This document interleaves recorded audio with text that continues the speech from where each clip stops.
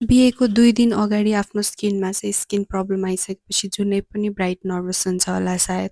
So meet my beautiful bride Sushmita. उहाँको चाहिँ यही वैशाखमा चाहिँ बिहे थियो र उहाँले चाहिँ मलाई मेकअप र हेयरको लागि बुकिङ गर्नुभएको थियो।